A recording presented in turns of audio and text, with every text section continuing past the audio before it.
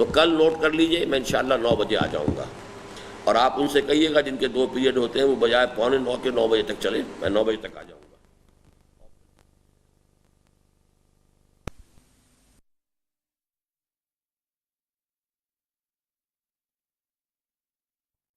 مظاہر ہیں جنہیں خطبات میں تو حضرت علامہ نے صرف ایک لفظ ڈیزلنگ ایکسٹیریئر سے تعبیر فرمایا ہے، لیکن اشعار اقبال کے تتبع سے معلوم ہوتا ہے۔ یہ تتبع کیا بلا ہے؟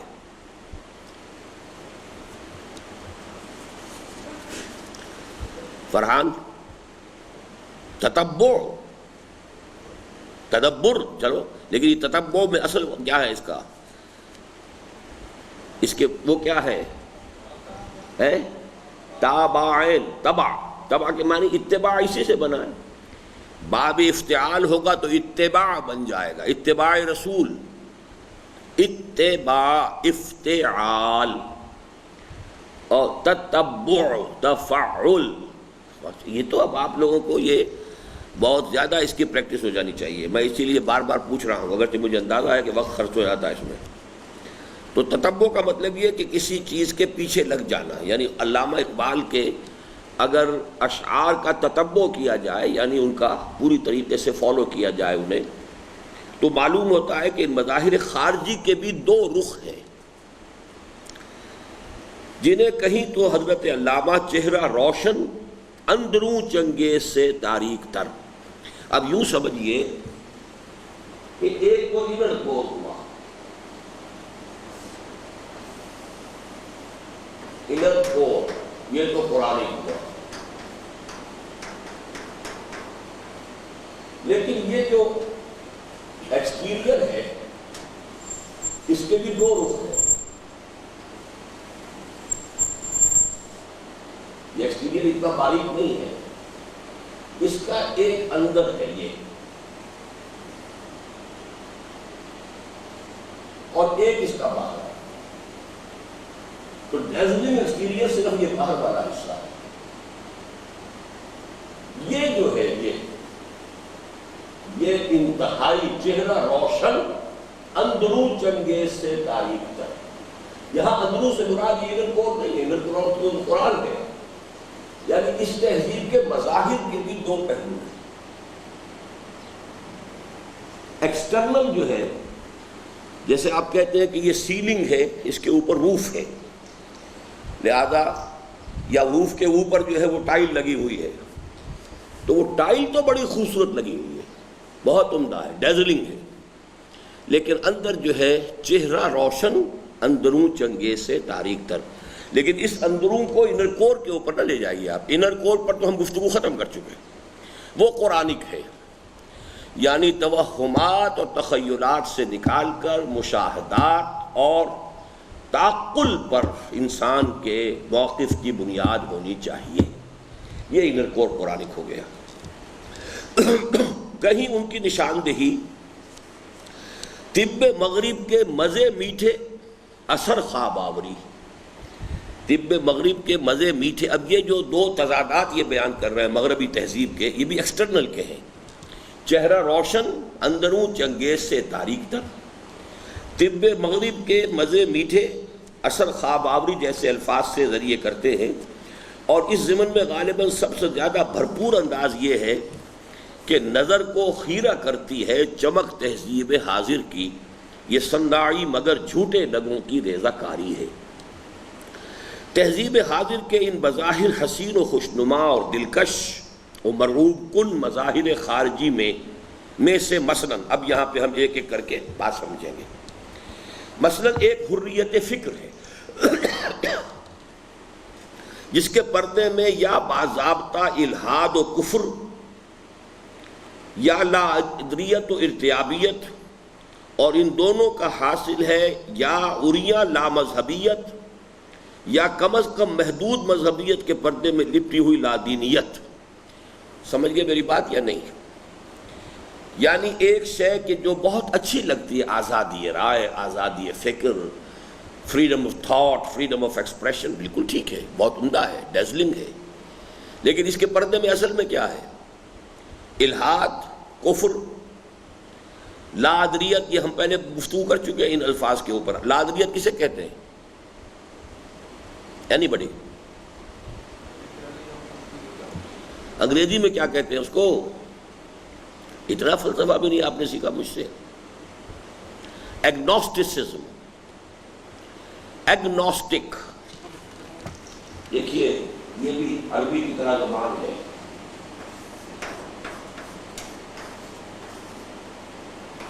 گنوسس، جس کو نوسس کہتے ہیں صرف، یہ ہے معرفت. یہ لگتا ہے اس میں تو جس طرح سنسکرت میں ٹل کے بعد اٹل، مر سے امر. امر وہ ہے جو مر ہی نہ سکے، ٹل جانے والی سے اٹل جو ٹل نہ سکے. تو ایگنوسٹسزم، جس کا کوئی ادراک نہ کیا جا سکے. تو ایگنوسٹسزم جب ایک فلسفے کا نام بن گیا تو اس کے کیا معنی ہے؟ کہ ہم کچھ نہیں جانتے، کچھ نہیں جان سکتے. حقائق کائنات ہماری پہنچ سے، رسائی سے ماوراء ہیں. It's futile to try to know them. Agnosticism. اور ارتیابیت کیا ہے؟ ارتیابیت کس سے بنا ہے؟ ریب سے. ریب سے کون سا یہ باب بنا؟ افتعال، ارتیاب. اب ارتیاب سے ارتیابیت ہو گیا. یہ ہے اسکیپٹسزم. یہ تو انگریزی کا عام لفظ ہے scepticism. He is a very sceptic person, یعنی اس کو ہر وقت شک ہی رہتا ہے. بہت اسکیپٹک آدمی ہے، وہمی ہے، شکوک و شبہات میں مبتلا رہتا ہے. اسکیپٹک. تو اسکیپٹسزم یہ ہے کہ ہمیں بس شکوک ہی ہے، کچھ کوئی خاص بات نہیں ہے کہ جو یقین کی کہی جا سکے. اب علامہ اقبال دیکھیے اس کو کس طرح بیان کر رہے ہیں. اچھا، اب اس کا نتیجہ کیا نکلتا ہے؟ یا تو اریاں لا مذہبیت. اریاں لا مذہبیت سے کیا معنی ہوں گے جی؟ ایتھیزم، سرے سے انکار، کوئی خدا نہیں، کوئی ماورائی حقیقت ہے ہی نہیں، کچھ نہیں ہے. یہ اریاں مذہبیت. یا محدود مذہبیت کے پردے میں لادینیت، یعنی لادینیت، دین کا تصور ختم کر دیا جائے اور مذہب کی حیثیت سے چلیے. چلو عقیدہ وقیدہ جو رکھنا ہو رکھ لو، تم ایک کو مانو، 100 کو مانو، 10 کو مانو، but nothing doing. The political socio-economic system will have no reference to any dogma, to any religion whatsoever. تو گویا کہ یہاں لا مذہبیت نہیں ہے. مذہب تو ہے، ٹھیک ہے، مذہب کی حیثیت سے عقیدہ ہے، عبادات ہے، اس کی پوری آزادی ہے، لیکن لا دینیت ہو گئی. لا دینیت کے ساتھ مذہبیت جو ہے، محدود مذہبیت اگر رہے تو لا دینیت اسے قبول کرتی ہے. جیسے امریکہ قبول کرتا ہے اسلام کو. ٹھیک ہے، آئیے نمازیں پڑھیے، ہمارے چرچ خرید کے مسجد بنا لیجئے، گو ہیڈ. سینیگوگ بنا لو، مسجد بنا لو، مندر بنا لو، بدھ مت کا کوئی ٹیمپل بنا، جو چاہو بنا لو بھائی، جو چاہو مان لو، جو چاہو عقیدہ رکھو. لیکن دیکھنا یہ جو معاشی نظام، سیاسی نظام، سماجی اقدار ہماری ہیں، ان کو نہیں چھیڑنا. یہ ٹیبو ہے. تو یہ ہے سیکولرزم. ہو فکر اگر خام. اب دیکھیے کس قدر خوبصورت یہ تبصرہ ہے. ہو فکر اگر خام تو آزادی افکار انسان کو حیوان بنانے کا طریقہ. فکر اگر پختہ ہوگی تو اللہ تعالیٰ کو پہچانے گی، اللہ آخرت کو پہچانے گی، حقائق اصل جو ہے کائنات کا ان تک پہنچ جائے. اگر یہ ہے تو پھر تو آزادی افکار میں کوئی حرج نہیں. پھر تو یہ ہے کہ آپ نے یوں سمجھیے کہ عروۃ الوثقیٰ، ایک کنڈے کے اوپر ہاتھ ڈال رکھا ہے. اب آپ کو کوئی خطرہ نہیں ہے، آپ ادھر ادھر ہاتھ ماریے، ایک ہاتھ جتنا چاہے آپ ماریے ادھر ادھر، اس لیے کہ آپ نے ایک کنڈا پکڑا ہوا ہے.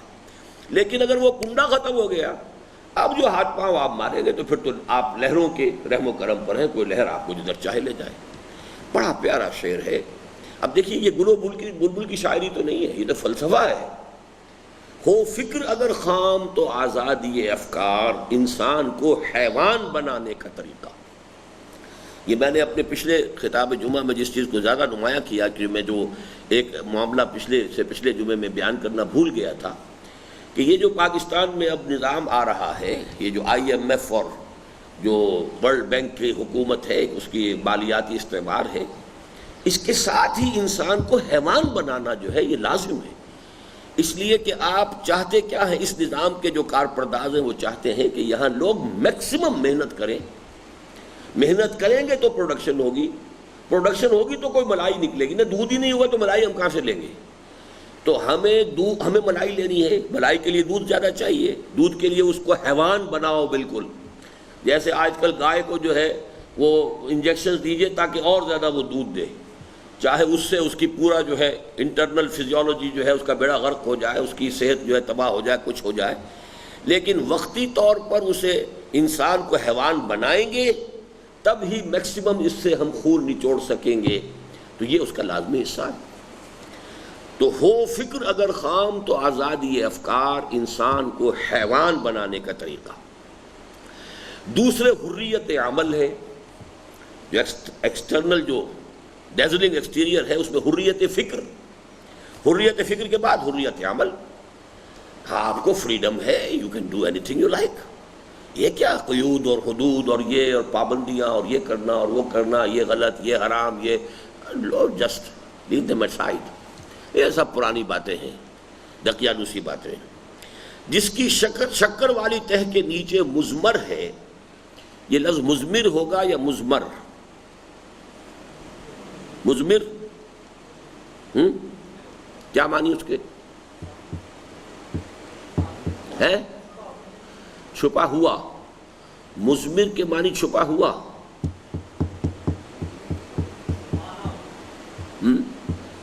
کون سا باب ہے یہ؟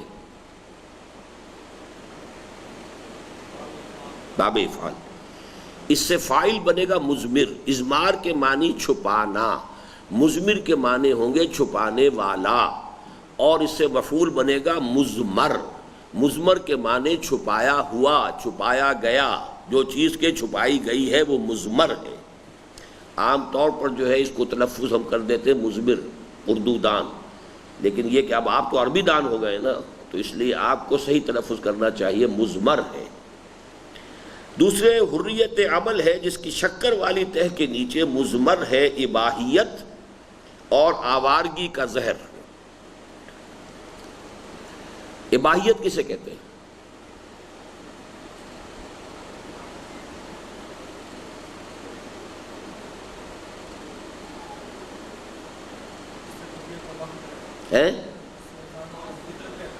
ہے کس سے؟ اباح کیا معنی؟ ناپسند کرنا۔ ابھی بات بنی نہیں ہے آپ لوگوں کی، یہ وہ ابا ہے، الف با الف، ابا ابا کرتا ہے، یہاں ہے بڑی تکڑی ہے اباحیت، یہ کہاں سے لائیں گے آپ؟ یہ اسی سے بنا ہے جس سے لفظ مباح بنا ہے۔ مباح کی کیا بنا ہے؟ جی جائز، یعنی یہ کہ جس شے کی حرمت ثابت نہ ہو وہ مباح ہے۔ الحلال بین والحرام بین، کچھ چیزیں ہیں کہ جن کی حلت بالکل نصوص سے ثابت ہے کہ یہ حلال ہے، کچھ چیزیں ہیں کہ جن کی حرمت حرام ہونا نصوص سے ثابت ہے کہ یہ حرام ہے۔ یہ تو حدیث آپ پڑھ چکے ہیں بھائی، اس میں جو آپ نے پڑھ لی کہ نہیں، وَبَيْنَهُمَا مُشْتَبِهَاتٌ، لیکن یہ کہ یہ مشتبہات جتنے ہوتے ہیں یہ مباح ہوتے ہیں، جو شے حرام ثابت نہ کی جا سکے وہ مباح ہے۔ اب اباحیت کسے کہتے ہیں کہ اس مباح کے دائرے کو بڑھاتے چلے جائیے، اباحیت، چلو جی یہ بھی کیا ہے، جائز ہے، یہ بھی جائز ہے، یہ بھی جائز ہے، یہ بھی جائز ہے، تو یہ اب ایک فلسفہ بن جاتا ہے اباحیت۔ اس کے لیے انگریزی میں کیا لفظ ہے؟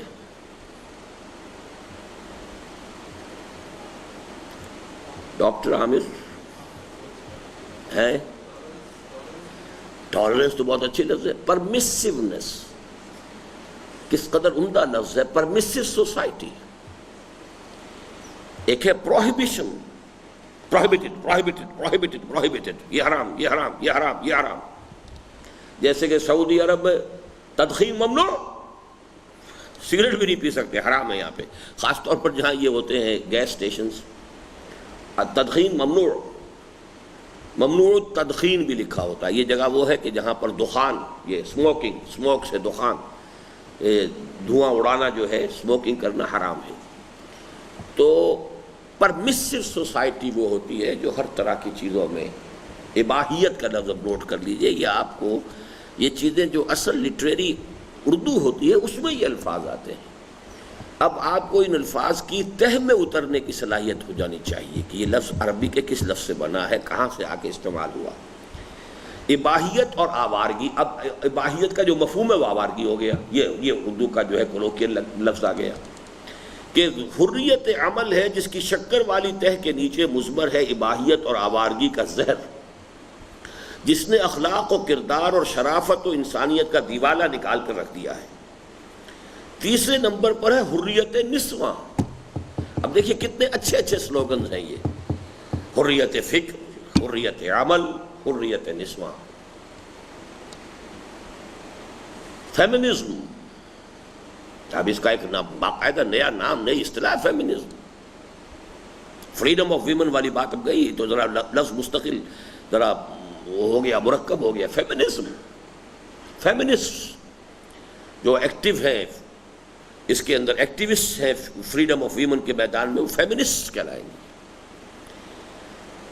اور نظریہ مساوات مرد و زن، عورت اور مرد بالکل برابر، جس نے مرد کو نامرد اور زن کو نازن بنا کر رکھ دیا ہے، اور دونوں کو تماشائی اور ہرجائی بنا کر خاندان کے مقدس ادارے کی چولے ہلا کر رکھ دیا. یہ تو اچھے جملے لکھ دیے میں نے، کچھ ادبی بھی معلوم ہوتے ہیں اور بہت جامع بھی ہیں، کسی خاص ترنگ میں لکھے بھی لگتے ہیں. یعنی یہ کیا ہوا؟ مرد نامرد سے مراد وہ نامردی نہیں جو عام ہے، مطلب یہ کہ مرد کے اندر سے مردانگی کے جوہر ختم ہو گئے. اب آپ کو معلوم ہے ایک دور چلا تھا، غالباً اب تو وہ کچھ لہر ختم ہو گئی ہے، یونیسیکس ڈریس.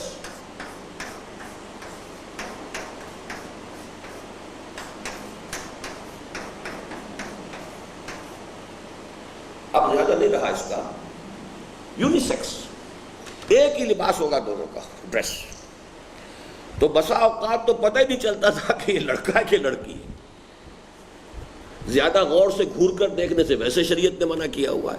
اب آپ جو ہے کیسے پتہ چلائیں گے وہ لڑکا ہے کہ لڑکی ہے؟ تو یونیسیکس، مساوات مرد و زن. تو مرد کو نامرد بے ایمانہ، اسی لیے حدیث میں الفاظ آئے اس عورت کے اوپر حضور نے لعنت فرمائی ہے جو مردوں کا سا لباس اور طور طریقہ اختیار کرے، اور دونوں کو تماشائی اور ہرجائی بنا دیا. جب ظاہر بات ہے بے پردگی ہے، تماشائی ہے، ہوتا ہے تماشا شب و روز میرے آگے، ہوتا ہے شب و روز تماشا میرے آگے. اور ہرجائی، ظاہر بات ہے کہ اب وہ جو وفاداری ہوتی تھی شوہر اور بیوی کی ایک دوسرے کے ساتھ، ختم ہوئی. ہرجائی. خاندان، نتیجہ کیا نکلا؟ خاندان کا مقدس ادارہ اس کی چولے ہل گئی. نتیجہ یہ نکلا فساد کا ہے فرنگی معاشرت میں ظہور، کہ مرد سادہ ہے بیچارہ زن شناس نہیں. اور کیا یہی ہے معاشرت کا کمال؟ مرد بیکار و زن تہی آغوش. بیکار سے مراد کیا ہے؟ unemployment. This is the biggest disease. یہ جو سمجھیے کہ ایڈز ایک بیماری ہے، یہ موجودہ مغربی معاشرے کی ان امپلائمنٹ بہت بڑی بیماری ہے. اس لیے کہ سود جہاں ہوگا ان امپلائمنٹ ہوتی جائے گی. اس پر جو ہے بڑے فیکٹس اینڈ فگرز کے حوالے سے کتاب جو لکھی تھی شیخ محمود احمد نے، بڑی ہی یعنی حقائق کے حوالے سے انہوں نے ثابت کیا ہے کہ سود ہی کے ساتھ ان امپلائمنٹ اور انفلیشن، دو چیزیں بڑھتی جاتی ہیں. یہ وشس سرکل ہے. سود ان امپلائمنٹ کو بڑھاتا ہے اور انفلیشن کو بڑھاتا ہے. یہ دونوں انٹرن سود کی شرح کو بڑھا دیتی ہیں. پھر سود کی شرح بڑھ گئی تو اور ان امپلائمنٹ اور انفلیشن اور بڑھ جائے گی. پھر یہ دونوں بڑھ کر پھر اس سود کی شرح کو اور بڑھا دیں گے. So this is a vicious circle going on in the Western society.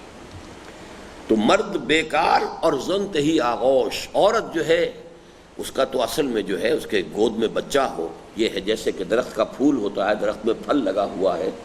عورت کا تو گویا کہ اصل جو ہے اس کی آغوش جو ہے کہ در آغوش شبیر بگیری. حضرت فاطمہ رضی اللہ تعالیٰ عنہ کے آغوش میں حضرت حسین، حضرت حسن جیسے پھول لگے اس شجرہ طیبہ کے اندر. لیکن یہ کہ وہاں کی عورت جو ہے زنتہی آغوش.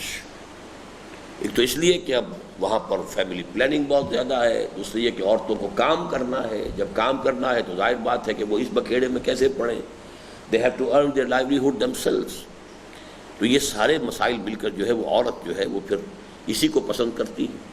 پھر یہ کہ اگر بچے ہو جاتے ہیں تو عورت کے اندر جو وہ جنسی کشش ہے وہ کم ہو جاتی ہے. وہ یہ نہیں چاہتی کہ میری جنسی کشش کم ہو، اس لیے کہ اس کی تو اس سوسائٹی کے اندر مارکیٹ ویلیو اس کے حوالے سے، تو وہ کیوں اپنی جنسی کشش کم کرنا پسند کرے گی. اگر ولادت ہوتی ہے تو جنسی کشش کم ہوتی ہے.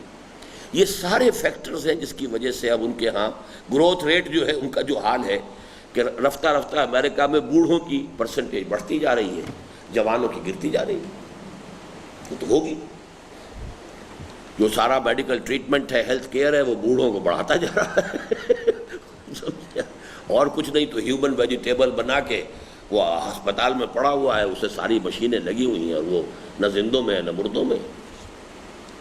اسی طرح خشت اول چون حد میں مار کج تا سریا میرو دیوار کج کے مصداق اجتماعیات انسانیہ کے ضمن میں تہذیب مغرب نے سیاسی و معاشی مساوات کے حسین عنوانوں سے انسان کو اولاً لادینی جمہوریت سیکولر ڈیموکریسی کا تحفہ دیا، جو چہرہ روشن اندروں چنگیز سے تاریک تر کا مصداق کامل ہے، اس لیے کہ اس کے ذریعے حقیقتاً سرمایہ داروں کی بدترین آمریت عوام پر مسلط ہو گئی. ایک کیپٹلسٹک سوسائٹی میں جب آپ ایڈلٹ فرنچائز دے دیتے ہیں، ہر ایک آدمی کا ایک ووٹ ہے، لیکن سوسائٹی کیپٹلسٹک ہے، یعنی ایک شخص بلینئر ہے. He can purchase votes, he can purchase the journalists, he can buy time on television. وہ سب کچھ کر سکتا ہے. لہذا اصل میں وہ کیا بن گئی ہے؟ وہ سرمایہ داروں کی آمریت. ہمارے ہاں کیا ہے؟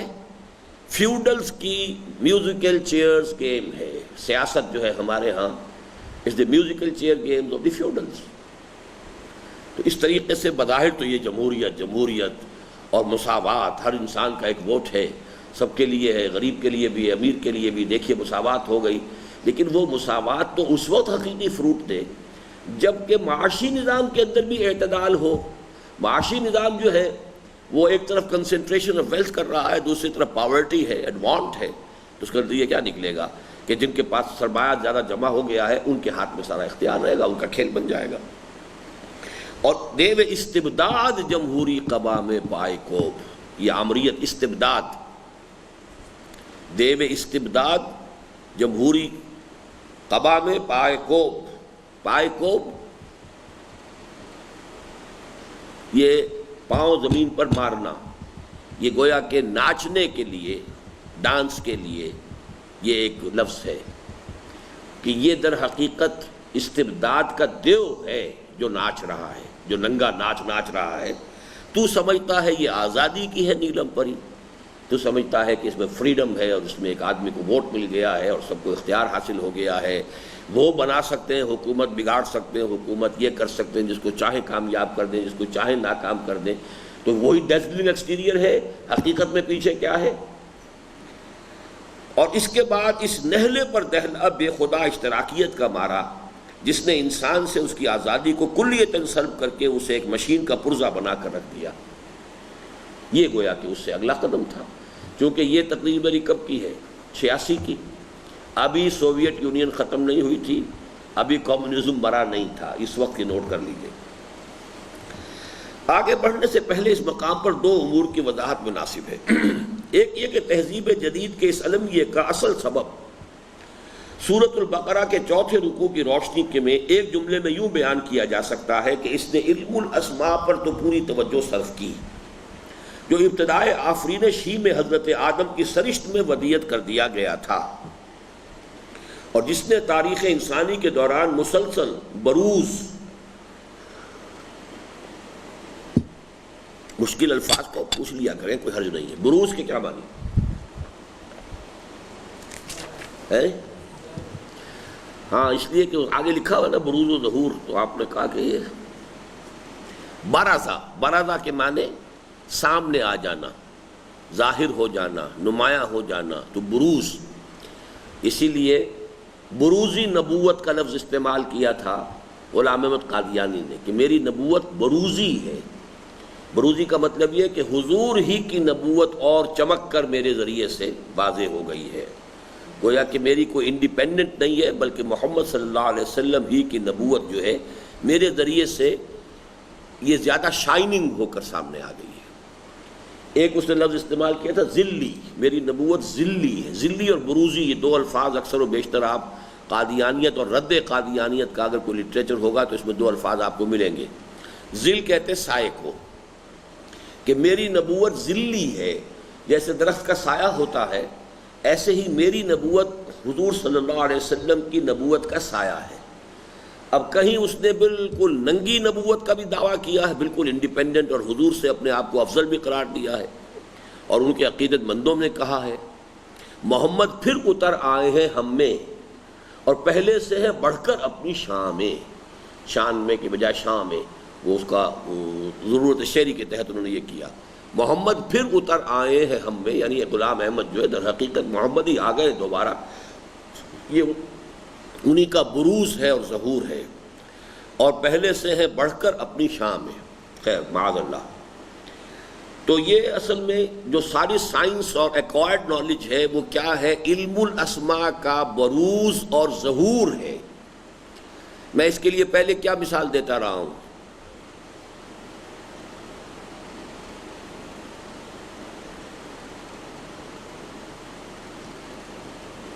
آم کی گٹھلی میں پورا آم کا درخت، یہ مثال دی کہ نہیں کئی مرتبہ؟ جیسے آم کی گٹھلی میں آم کا پورا درخت ہے، بٹ اٹ ٹیکس ٹائم. نکلتا تو وہیں سے ہے، باہر سے اس میں کیا گیا ہے؟ پانی گیا ہے، پانی کے ساتھ کچھ منرلز چلے گئے ہیں، لیکن جو شے اصل ہے آم کا درخت جو ہے وہ تو پوٹینشلی آم کی گٹھلی میں موجود ہے. وہ زمین میں آپ گاڑتے ہیں، گٹھلی پھٹتی ہے، دو پتے نمودار ہوتے ہیں، اور اس کے جو دو حصے ہیں اس گٹھلی کے وہ اندر کے، وہ اس کی فوڈ ہے، انیشل فوڈ جو اللہ نے پہلے اسٹور کر کے رکھا ہوا ہے. اتنی دیر میں وہ اپنی جڑیں بھی زمین میں اتار کے ادھر سے وہ جو غذا لینی شروع کر دیتی ہیں، اور پھر وہ درخت بنتا ہے. تو جیسے آم کی گٹھلی میں آم کا پورا درخت بنہا ہے یا مضمر ہے، اسی طریقے سے علم الاسماء جو حضرت آدم کو دیا گیا تھا اس میں یہ سارا سائنٹیفک اینڈ ٹیکنالوجی والا علم مضمر تھا، اور اسی کا ظہور اور بروز ہو رہا ہے. وہ دو آم کی گٹھلی سے پہلے آم کا ایک پودا بنا تھا، نرم و نازک پودا نظر آ رہا تھا، پھر وہی اور بڑھا ہے تو ذرا اور پختہ ہوا ہے، پھر وہ تناور درخت بنا ہے، پھر اس کے اوپر پھل لگا ہے.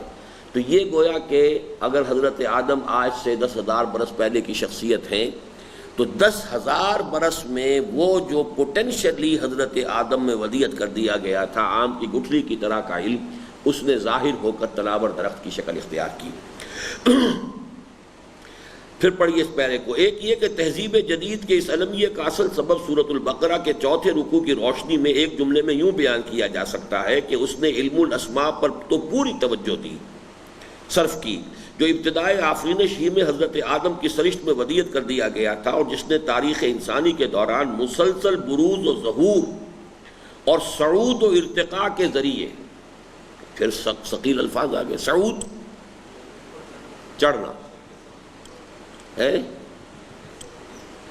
سعودی، ٹھیک ہے، سعود، سأرهقه صعودا، میں اسے چڑھاؤں گا، سعاد سے سعادہ چڑھنا.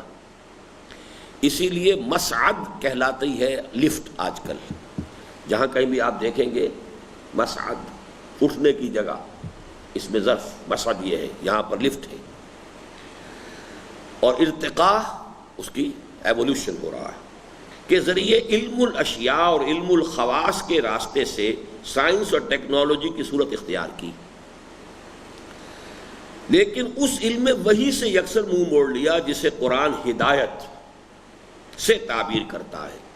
اب یہ نوٹ کیجئے، سورہ بقرہ کا چوتھا رکوع اس اعتبار سے بہت اہم ہے کہ اس کے شروع میں حضرت آدم کا ذکر ہے خلافت کا، اور اس کے ساتھ ذکر ہے علم الاسماء کا۔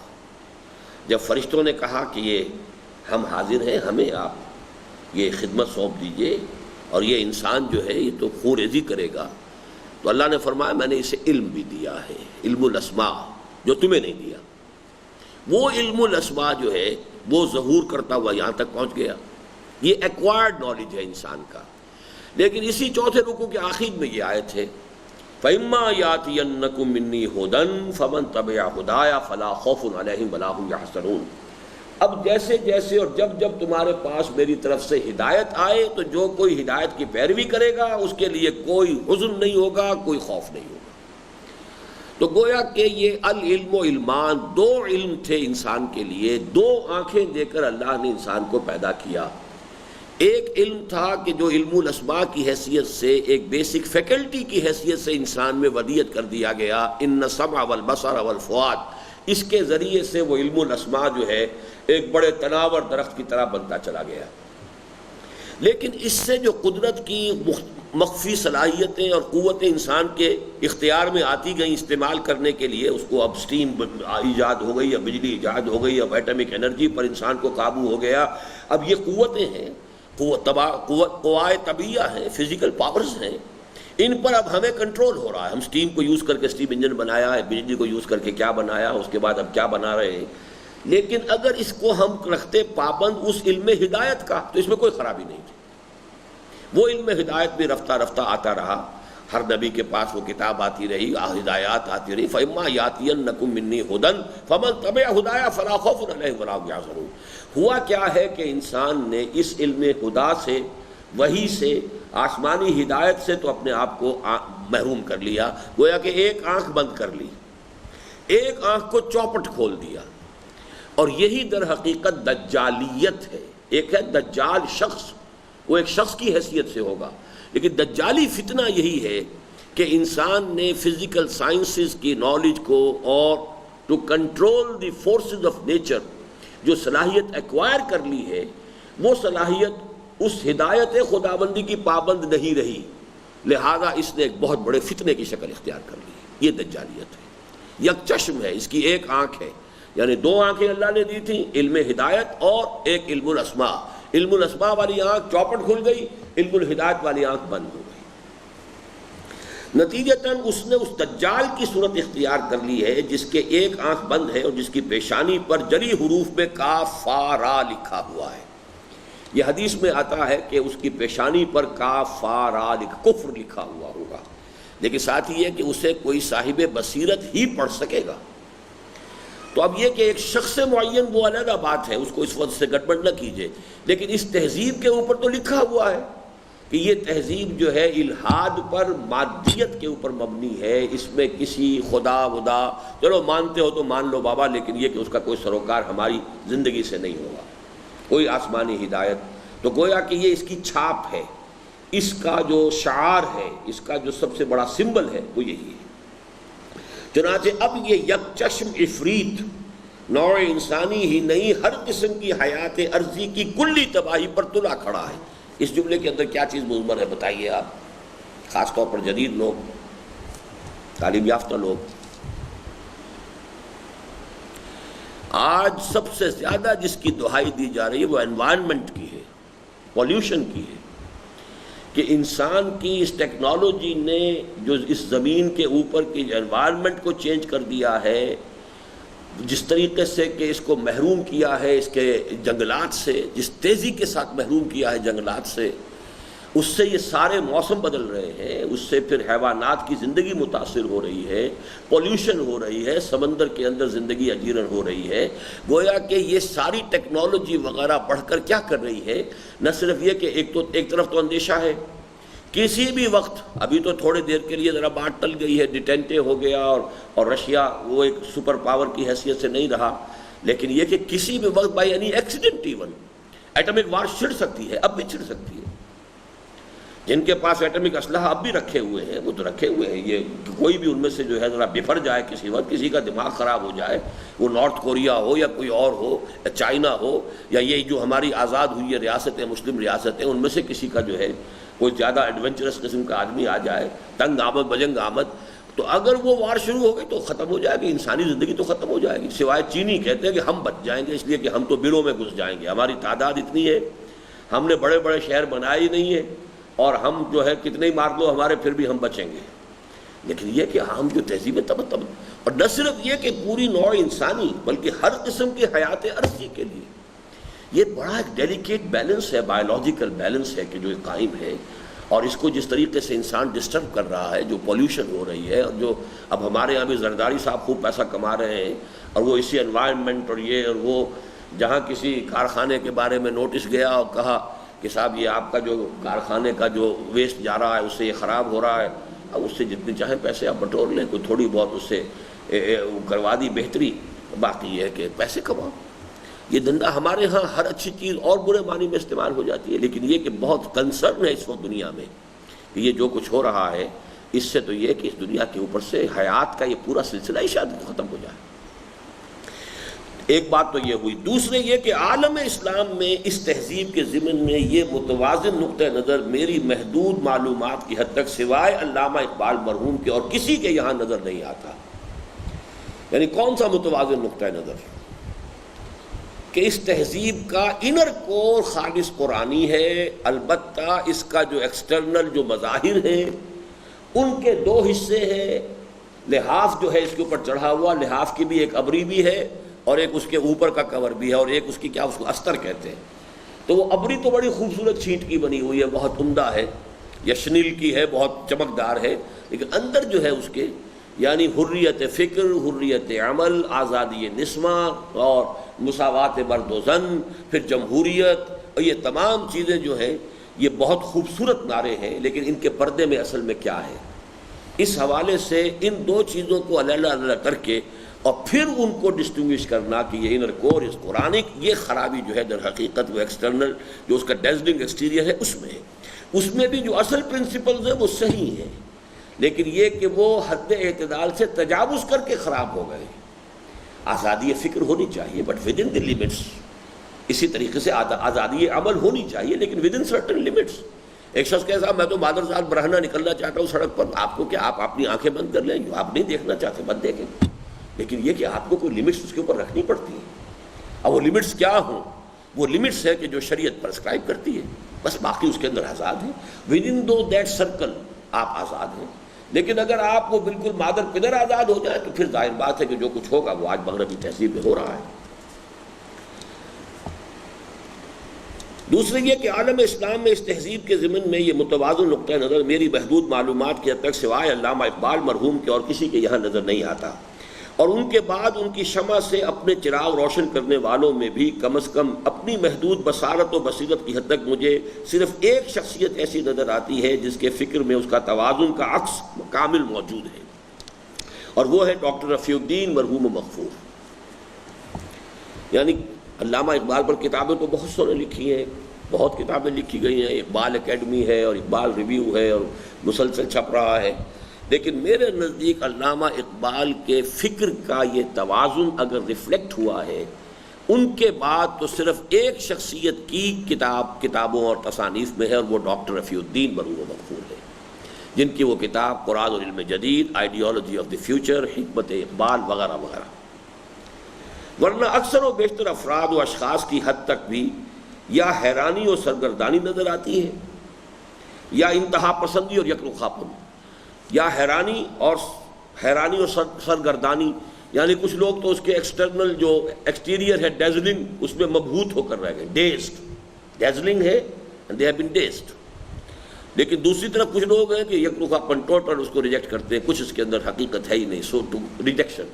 وہی کہ جو ہمارے ہاں یا پھر ایک طرف سر سید احمد خان تھے ابتدا میں، دوسری طرف ہمارے علماء دیوبند یا عام ہمارے اور دوسرے جو علماء ہیں، تو یہ یک رخا پن۔ اور بحیثیت مجموعی بھی ملت کے دو اہم طبقات نے متضاد طرز عمل اختیار کیا، چنانچہ ایک طرف علماء کرام کی اکثریت نے اس تہذیب کو بالکل یا رد کر دیا، نتیجتاً اس کے اس انر کور سے بھی محرومی اختیار کر لی جو اصلاً خالص قرآنی اور اسلامی تھا، اور وہ صرف آسمانی ہدایت کے امین بن کر قال اللہ قال الرسول کے حصار میں محصور ہو کر رہ گئے۔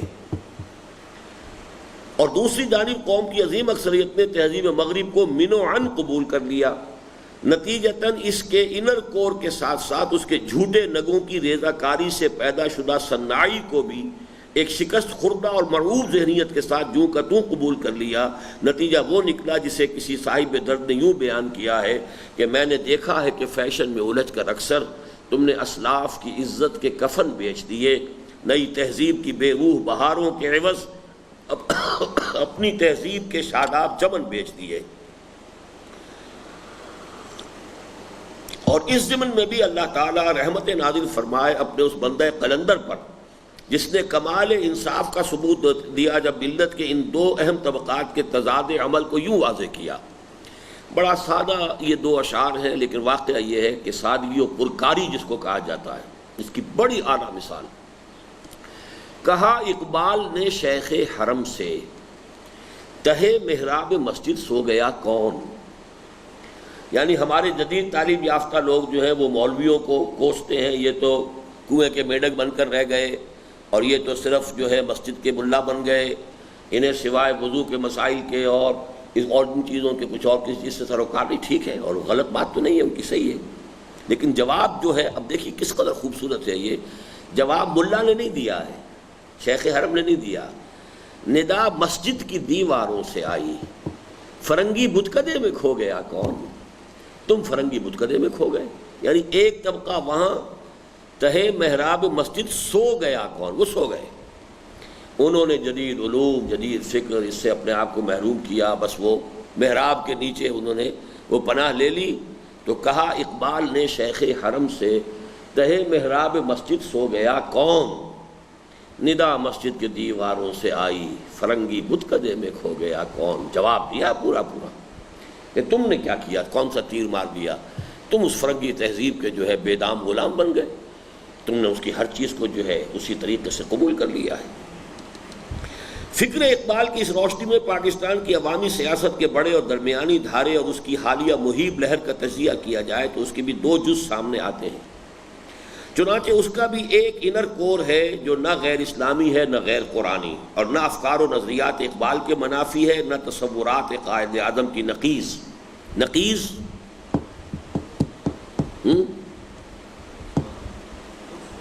جی نقص والا۔ ماشاء اللہ، صاد اور ضاد میں کوئی فرق نہیں ہے۔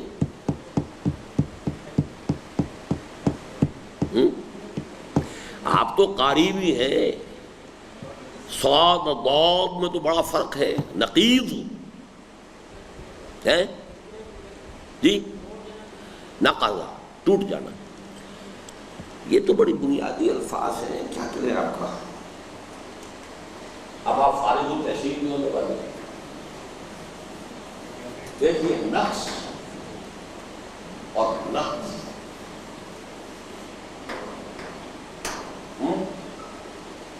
اور نقص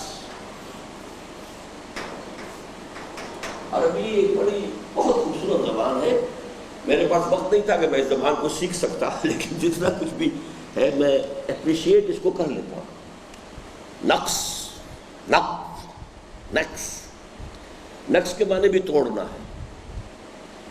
فمن نقص فانما ينقص على نفسه، بیعت کے معاملے میں آتا ہے، ان الذين يبايعونك انما يبايعون الله يد الله فوق ايديهم فمن نقص فانما ينقص على نفسه۔ اے نبی، جو لوگ آپ سے بیعت کر رہے ہیں وہ اصل میں اللہ سے بیعت کر رہے ہیں، اللہ کا ہاتھ ان کے ہاتھوں کے اوپر ہے۔ اب جو توڑے گا نقص کے معنی توڑنا، اور نقضا، اب اسی کو سمجھیے کہ سخت ہو گیا، یہ کاف قاف میں بدل گیا، سا واو میں بدل گیا، نقضا توڑ دینا۔ اور اس میں کیا ہے؟ نقض بھی توڑ دینا، نقص اس میں لطافت ہے، بہت لطیف شے کا ٹوٹ جانا، اور نقص جو ہے اس کو کہتے ہیں کسی معاہدے کا توڑ دینا۔ نقیص پھر کیا بنا اس سے جی؟ اچھا، فعیل کے وزن پر کیا مبالغہ کہتے ہیں اس کو یا کچھ اور کہتے ہیں؟ میرے نزدیک ایک تو آپ صفت کا لفظ ٹھیک نہیں بول رہے، یہ صفت ہے،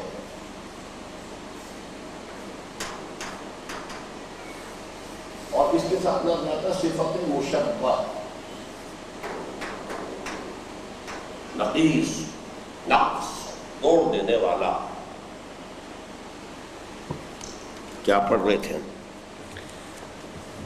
فکر اقبال کی اس روشنی میں پاکستان کی عوامی سیاست کے بڑے اور درمیانی دھارے اور اس کی حالیہ مہیب لہر کا تجزیہ کیا جائے تو اس کے بھی دو جز سامنے آتے ہیں. چنانچہ اس کا بھی ایک انر کور ہے جو نہ غیر اسلامی ہے نہ غیر قرآنی، اور نہ افکار و نظریات کے اقبال کے منافی ہے نہ تصورات قائد اعظم کی نقیض، بلکہ عین قرآنی اور اسلامی بھی ہے، اور پاکستان کے مصور و مفکر اور مؤسس و معمار دونوں کے خیالات کے مطابق بھی ہے.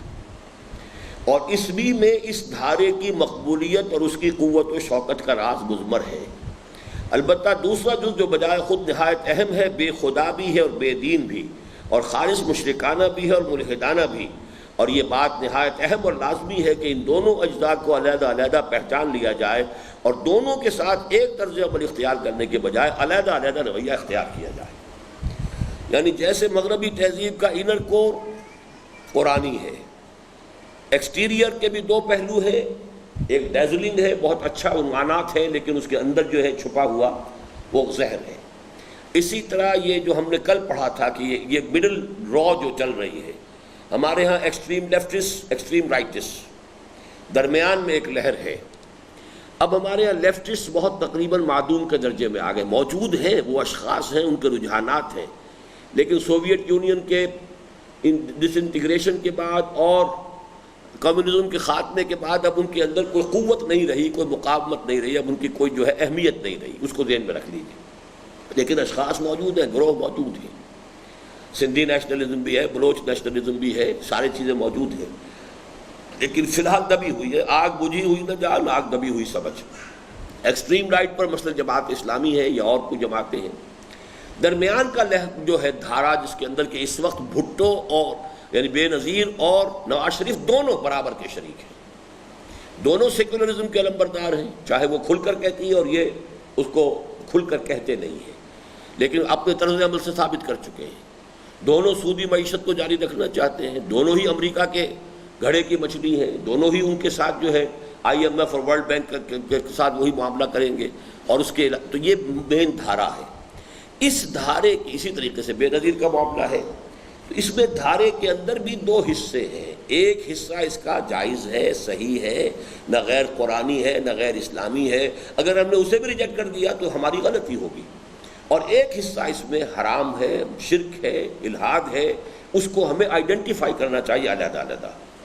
اس دھارے اور لہر کی انر کور کے اجزائے ترکیبی میں سے اولین جز ہے وَلَقَدْ كَرَّمْنَا بَنِي آدَمَ، یہ جو آیت ہے سورہ بنی اسرائیل کی، کے مطابق انسان کا محض انسان ہونے کے ناطے اعزاز و اکرام اور تشریف و تکریم اور رنگ و نسل، مال و منال اور عہدے اور پیشے یا جنس کی بنیاد پر انسانوں کے مابین اعلیٰ و ادنا، شریف و رذیل اور اونچ اور نیچ کے جملہ امتیازات کا مکمل خاتمہ، اور انسانوں کے مابین اس سماجی و معاشرتی سطح پر کامل مساوات بفہوائے الفاظ قرآنی یا ایھا الناس انا خلقناکم من ذکر و انثی وجعلناکم شعوبا وقبائل لتعارفوا ان اکرمکم عند اللہ اتقاکم.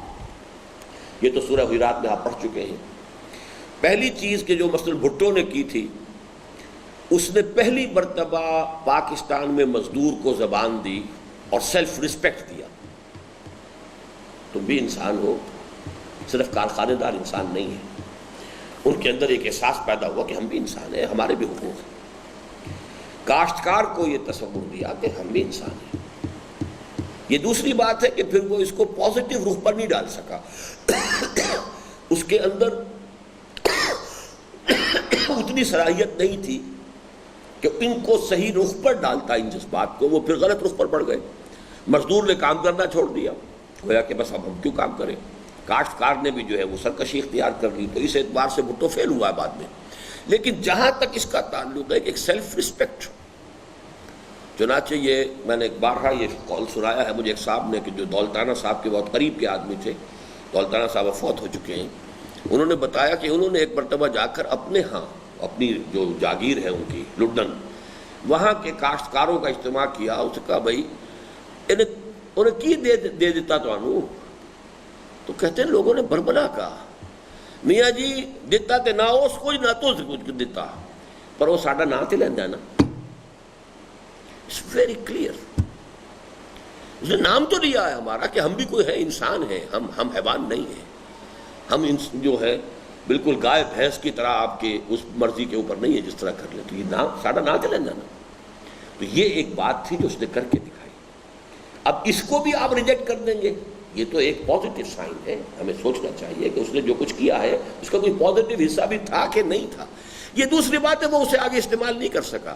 سٹیم پروڈیوس کی ہے، ہارنس کر کے اسے انجن کو آگے ڈرائیو کرنے کی شکل میں نہیں لا سکا، لیکن سٹیم پروڈیوس کی اس شخص نے.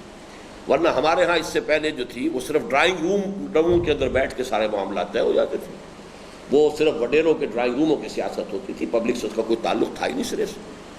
یہاں یہ ہوا، میں نے ایک دفعہ مثال یہ دی تھی کہ پہلے جو ہے وہ اس سیاست جو ہے ہماری اس بیچاری کی عصمت دری ہوتی تھی، لیکن ہوتی تھی سجے ہوئے ڈرائنگ رومز کے اندر.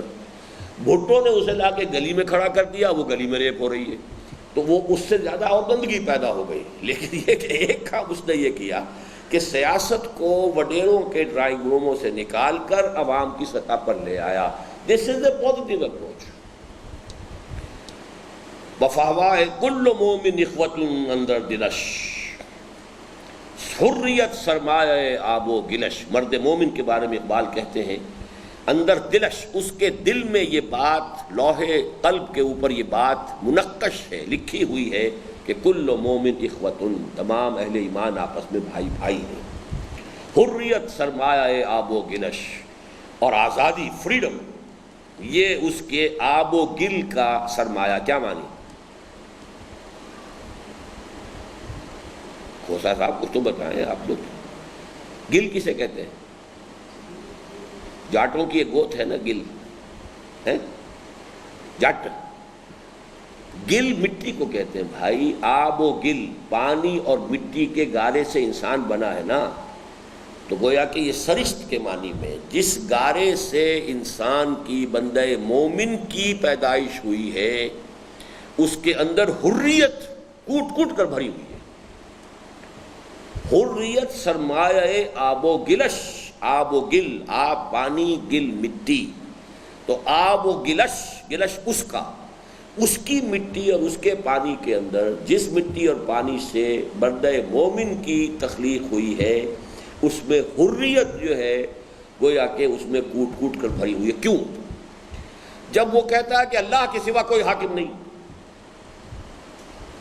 تو اب تو اس سے بڑا زیادہ آزاد تو دنیا میں کوئی ہے ہی نہیں. نہ وہ کسی شہنشاہ کو مانے گا، نہ وہ کسی چودھری کو مانے گا، اس لیے کہ لا حاکم الا اللہ، اللہ کے سوا کوئی حاکم نہیں. باقی تمام انسان جو ہے وہ بالکل برابر ہے.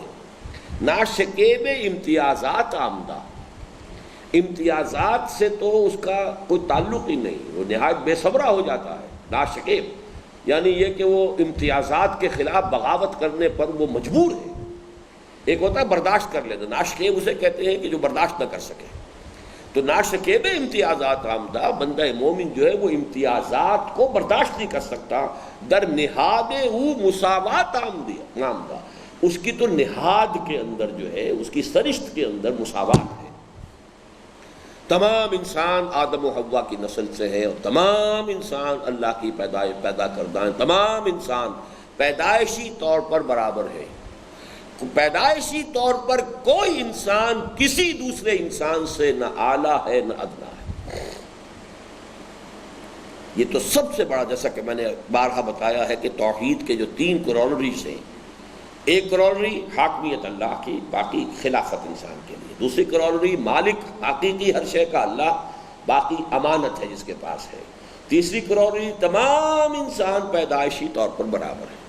اب پیدائشی طور پر رنگ ملا ہے کسی کو، کوئی سرخ فام ہے اور کوئی سیاہ فام ہے اور کوئی زرد فام ہے، کوئی پرواہ نہیں، پیدائشی ہے، اٹس گیون ٹو ہم. اس کی نسل ہے، اٹس گیون ٹو ہم. اسی طریقے سے کوئی اور چیز اسے پیدائشی طور پر ملی ہے، ایک اور مرد ہے ایک عورت ہے، کوئی فرق نہیں پڑتا۔ شرافت انسانی اور عزت انسانی میں دونوں برابر کے شریک ہیں۔ Human dignity and honour is shared by both of them equally, absolutely equally, no difference whatsoever۔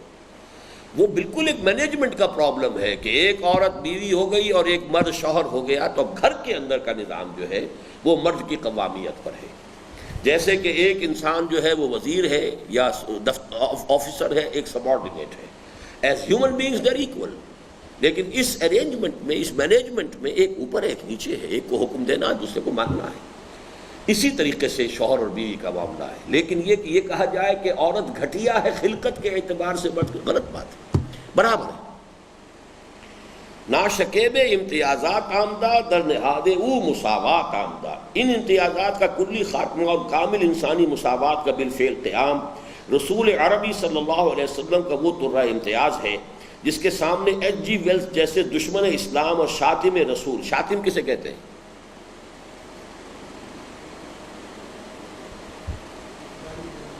گالی دینے والا، سب و شتم، یہ آپ بہت دفعہ دیکھیں گے اردو میں بھی، سب کے معنی بھی گالی دینا ہے اور شتم کے معنی بھی گالی دینا ہے۔ یہ سب صحابہ شیعہ کے لیے لفظ استعمال ہوتا ہے، صحابہ کو گالی دینا۔ شاتم رسول، رسول کو گالی دینے والا۔ تو ایچ جی ویلز اگرچہ دشمن اسلام اور شاتم رسول ہے، لیکن وہ بھی اپنے آپ کو سر جھکانے پر مجبور پاتا ہے۔ یہ میں نے پہلے بھی آپ کو سنایا ہے وہ کوٹیشن جو ہے اس کی، لیکن جو موجودہ ایڈیشن آیا ہے اس میں سے وہ نکال دی گئی ہے وہ پیسج۔ تو پرانے ایڈیشن یونیورسٹی کی کہیں لائبریریوں سے ملے گا، اس میں یہ موجود ہے کہ although the sermons of human fraternity, freedom and equality were said before also, we find them with Jesus of Nazareth also, but it must be accepted that it was Muhammad sallallahu alaihi wasallam who for the first time in history established a society based on these principles. This is the highest tribute. اور دینے والا کون ہے؟ وہ جو کہ حضور پر انتہائی رقیق حملے کرتا ہے، یوں سمجھیے جیسے رشدی نے حملے کیے ہیں ویسے ہی حملے ذاتی کردار پر حضور کے اس نے کیے، لیکن یہ ماننے پر مجبور ہے، کیا کریں، تاریخ کو کیسے جھٹلائے گا۔ لیکن بدقسمتی سے یہی وہ چیز ہے جو موجودہ نام نہاد مسلمان معاشرے میں ناپید ہو چکی ہے۔ اس ضمن میں علامہ اقبال نے تو صرف یہ فرمایا تھا کہ یوں تو سید بھی ہو، مرزا بھی ہو، افغان بھی ہو، تم سبھی کچھ ہو، بتاؤ تو مسلمان بھی ہو۔ میں ان کی روح سے معذرت کے ساتھ اس میں یہ اضافہ کروں گا کہ تم سبھی کچھ ہو مگر سوچو کہ انسان بھی ہو۔ مسلمان سے بھی نیچے اتریے، انسانیت سے بھی ہم جو ہے انسان ہونے کے ناطے برابر ہونا چاہیے، وہ نہیں ہے۔ اس انر کور کا دوسرا اہم جز ہے انسان کے بنیادی عمرانی حقوق یعنی سول رائٹس، اور ان کے ضمن میں کامل سیاسی و قانونی مساوات۔ اب نوٹ کیجئے اس کو، ایک ہے معاشی مساوات جو کہ کوشش کی ہے کمیونزم نے، حالانکہ وہ مساوات عثمانی میں نہیں لائی جا سکی۔ یہ ضرور ہے کہ ہم ان کا یہ کارنامہ تسلیم کرتے ہیں کہ ان کے ہاں انڈیویجول انکمز کا ریشو جو ہے وہ 1:30 سے زیادہ نہیں تھا، بس سپاہی سے لے کر عام ورکر سے لے کر چاہے صدر ہو، کمانڈر ان چیف ہو، ان کی تنخواہوں میں اس سے زیادہ فرق نہیں ہوگا۔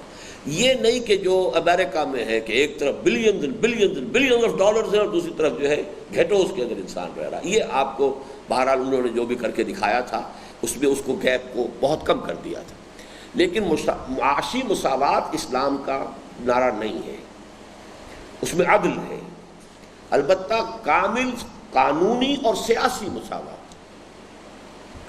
قانونی طور پر صدر مملکت خلیفہ کو بھی عدالت میں حاضر ہونا ہوگا، سیاسی طور پر سب کے حقوق برابر ہیں، جس سے تمیز بندہ و آقا کا مکمل خاتمہ ہو جائے اور نہ کوئی قوم کسی دوسری قوم پر حکمران ہو، نہ کوئی طبقہ دوسرے طبقے پر برتری کا حامل ہو، اور نہ ہی کوئی علاقہ دوسرے علاقے پر بالادستی کا حق جتا سکے، بلکہ نوع انسانی کونی عباد اللہ اخوانہ الحدیث پر عمل پیرا ہو جائے کہ تم سب کے سب لوگ اللہ کے بندے اور آپس میں بھائی بھائی۔ اب یہ دو ڈائمنشنز ہیں، تمام انسان آپس میں بھائی بھائی اور سب خدا کے بندے۔ کونو عباد اللہ اخوانا، تم سب کے سب اللہ کے بندے بن جاؤ اور آپس میں بھائی بھائی بن جاؤ، تمہارے درمیان مساوات جو ہے اس سٹیٹس کے اعتبار سے۔ حضور نبی کریم صلی اللہ علیہ وسلم نے اپنی ذات اقدس اور جسم اطہر کو بھی قصاص کے لیے پیش فرما کر، اور حضرت عمر نے بڑے مجمع میں احتساب پر برافروختہ نہ ہو کر بلکہ بالفعل جواب دہی فرما کر، یعنی حضور صلی اللہ علیہ وسلم نے ایک مرتبہ آپ کے انتقال سے پہلے کا واقعہ ہے کہ اگر میں نے کسی پر کوئی زیادتی کی ہو تو مجھ سے اس میں بدلہ لے سکتا ہے۔ ایک صحابی آ گئے کہ آپ نے بلا وجہ مجھے کسی یعنی لشکر کو درست کرتے ہوئے صف، تو کہیں آپ نے اپنے کوئی تیر سے یا کسی چیز سے ذرا سا ٹھوکا دیا کہ پیچھے ہو جاؤ، یا کس طریقے کی بات تھی، یا پیچھے سے آگے کو کمر پر آپ نے میرے، اور میرا کوئی قصور نہیں تھا۔ حضور نے کہا کہ اچھا ٹھیک ہے بدلہ لے لو۔ تو اس نے کہا کہ میری تو کمر پہ اس وقت کرتا نہیں تھا، خالی کمر پہ آپ نے وہ کیا تھا، آپ نے کرتا اٹھا دیا۔ اب انہوں نے بوسہ بھی کیا کہ یہ میں نے سب کچھ اس لیے کیا تھا، یعنی یہ نہیں تھا کہ جھوٹ بولا تھا، بات صحیح تھی، لیکن یہ کہ اب اس کا جو قصاص اس نے لیا وہ اس شکل میں کہ اسے یہ سعادت حاصل ہو گئی کہ حضور کی کمر کا، عریاں کمر کا اس نے بوسہ لے لیا۔ بہرحال حضور نے تو اپنے آپ کو پیش کیا۔ اسی طرح حضرت عمر جب ان سے کرتے کے بارے میں پوچھا گیا، جواب دہی کروا دی حضرت عبداللہ ابن عمر سے۔ حضرت علی نے اپنے عہد خلافت میں عدالت میں ایک عام مدعی کی حیثیت سے پیش ہو کر اور اپنے دعوے کے اخراج پر کبیدہ خاطر نہ ہو کر جو اعلیٰ اور روشن اور ابدی اور لازوال مثالیں قائم کی تھیں، وہ آج متفق علیہ اقدار کی حیثیت سے انسان کے اجتماعی ضمیر کا جزو لا ینفک بن چکی ہیں۔ یہی وہ ویلیوز ہے کہ جو موجودہ جوڈیشل سسٹم جو ہے وہ بھی کوشش کرتا ہے کہ وہاں تک پہنچ جائے۔ وقت ختم ہو گیا؟ اچھا ٹھیک ہے، میں ختم کرتا ہوں۔ بلکہ حضرت علی ناراض پتہ ہے کس بات پر ہوئے تھے؟ حضرت علی جب عدالت میں پیش ہوئے ہیں، ان کی زرہ تھی جو چوری ہو گئی تھی اور ایک یہودی کے ہاتھ سے برآمد ہو گئی۔ مقدمہ قاضی شریح غالباً تھے، ان کی عدالت میں مدعی کی حیثیت سے پیش ہوئے، تو قاضی شریح نے یا ابا الحسن کہا۔ حضرت عمر نے ٹوک دیا کہ یہ آپ نے ناانصافی کی پہلی قدم پر، اس لیے کہ کسی شخص کو اس کے نام سے نہ پکارا جائے بلکہ کنیت سے پکارا جائے، یہ اعزاز ہوتا ہے۔ تو میں اس وقت ایک فریق مقدمہ کی حیثیت سے ہوں، آپ کو میرے لیے علی کہنا چاہیے، نہ یہ کہ یا ابا الحسن کہا ہے۔ بعد میں چونکہ جو گواہی تھی کہ یہ آئیڈینٹیفائی کرنے والے جو ہے وہ صرف وہ ایک بیٹا حضرت حسن تھے اور ایک غلام، انہوں نے کہا کہ بیٹے کی اور غلام کی گواہی قبول نہیں، کوئی تیسری گواہی ہو تو لائیے، اگر نہیں ہے تو اچھا مقدمہ خالی ختم، کوئی ملال نہیں۔ اور عہد حاضر کا انسان ان کو اچیو اور ریئلائز کرنے کے لیے علامہ اقبال کے ان پرشکوہ الفاظ کے مطابق ہاتھ پاؤں مار رہا ہے کہ ہر کجا بینی جہان رنگ و بو، زاں کہ از خاکش بروید آرزو، یا ز نور مصطفیٰ اورا بہاشت، یا ہنوز اندر تلاش مصطفیٰست۔ لیکن چونکہ وہ نور نبوت سے براہ راست استفادہ کرنے پر آمادہ نہیں، لہذا افراط و تفرید کے دھکوں کے سوا اسے کچھ حاصل نہیں ہو رہا۔ تاہم کون نہیں جانتا کہ آج ان اقدار عالیہ سے سب سے بڑھ کر محروم اور سب سے زیادہ تہی دست و تہی دامن وہ ہیں جو مسلمان کہلاتے ہیں، اور اسی کا رد عمل ہے جو ہماری سیاست کے موجودہ ابھار کی اساس بنا ہوا ہے۔ میرا تو خیال تھا کہ ہم 2 دن میں اس کو ختم کر لیں گے، ہوا نہیں ہے یہ۔ چلیے ایک لیکچر اور صحیح پر